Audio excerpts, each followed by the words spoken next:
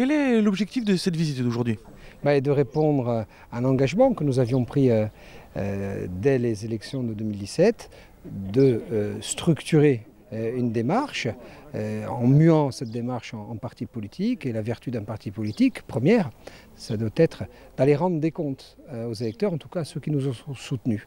Donc nous venons à la rencontre des populations de Balagne, à commencer évidemment par Île-Rousse, pour essayer de faire un peu de pédagogie sur notre action à l'Assemblée de Corse et surtout pour nous imprégner du terrain, parce qu'on a voulu avoir une démarche interactive qui consiste à expliquer ce que nous faisons et à s'imprégner des demandes du terrain pour continuer à nourrir notre action à la collectivité de Corse. Justement, comment vit ce groupe à l'Assemblée, que ce soit avec la majorité ou que ce soit avec votre famille politique de droite aussi, l'autre groupe de droite? Comment se passe justement cette cohabitation?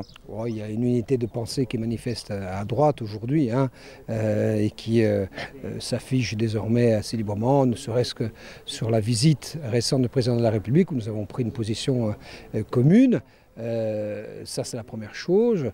Quant à nos fondamentaux, sont ceux d'une opposition, mais d'une opposition qui se veut constructive, c'est-à-dire chaque fois que l'exécutif propose des actions, des tendances ou des perspectives qui vont dans le sens des intérêts généraux de la Corse, nous sommes évidemment en adhésion complète et chaque fois que sur la base de nos fondamentaux, nous devons nous opposer, mais nous opposons tout simplement, mais sur la base toujours d'une proposition alternative. Jamais pour s'opposer. Je crois qu'on gagne la confiance des électeurs en étant crédible.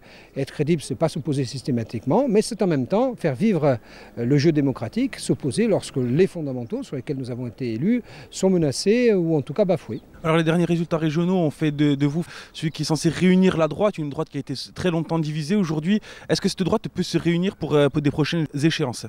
Elle ne peut pas. Elle doit se réunir et avec d'autres, je dois être l'artisan de cette union, de cette famille libérale trop longtemps balkanisée et qui aujourd'hui ne demande qu'à vivre sous le même toit.